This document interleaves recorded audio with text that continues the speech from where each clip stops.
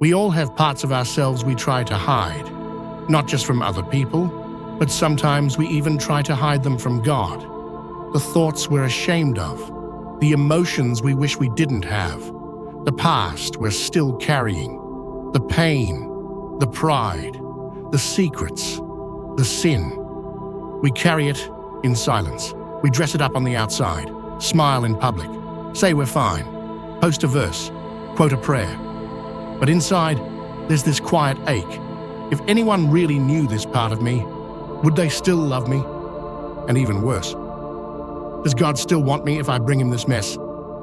The answer? Yes. Absolutely, deeply, and without hesitation? Yes. But I get it. When we feel broken, unworthy, angry, addicted, bitter, or ashamed, we start to believe the lie that we have to clean it up before we come to God. But here's what's beautiful. God isn't afraid of the mess. He steps into it. Psalm 51:17 says, "The sacrifices of God are a broken spirit, a broken and contrite heart. O God, you will not despise." God isn't asking for perfection. He's asking for permission to enter the places you've been hiding. So how do you invite God into the ugly parts of you? 1. Be brutally honest with him. You don't need the right words. You don't need a polished prayer. You need realness. Tell him everything. Not just what sounds spiritual, but what feels true. God, I'm angry, and I don't know why. God, I feel jealous, bitter, numb. God, I don't trust people, and sometimes I'm not sure I trust you either. God, this sin has a grip on me, and I can't break free. You can't heal what you keep hidden, but you also don't have to heal it alone. God is not scared of your pain. He's not surprised by your failure. He's not disgusted by your humanity. He sees it all and still chooses love. 2. Bring him your weakness, not your strength. 2 Corinthians 12:9 reminds us, "My grace is sufficient for you, for my power is made perfect in weakness." God is drawn to your weakness, not repelled by it. Why? Because when you admit you can't do it on your own, you make room for him to do what you never could. You don't have to fix it before you surrender it. You just have to bring it. As broken as it is, as painful as it feels, grace meets you where you are, not where you pretend to be. 3. Let him love you there.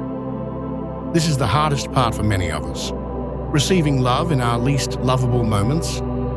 But that's the power of God's love.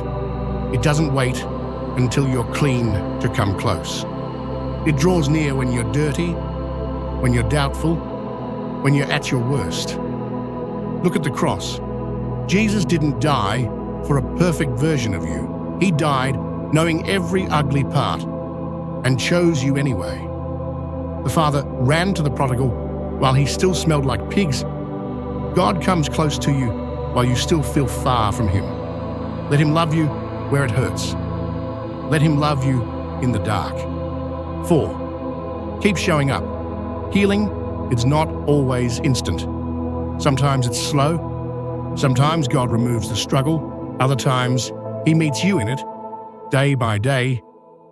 But transformation happens in the showing up, in the prayers that don't feel pretty, in the surrender that happens over and over, in the choice to say, "God, I don't have it all together, but you can have all of me anyway." He won't give up on you. And the parts you think disqualify you, those are the very places God wants to use for his glory. So how do you invite God into the ugly parts of you? You stop hiding. You open the door. You hand him the broken pieces and say, "I trust you to hold what I can't fix."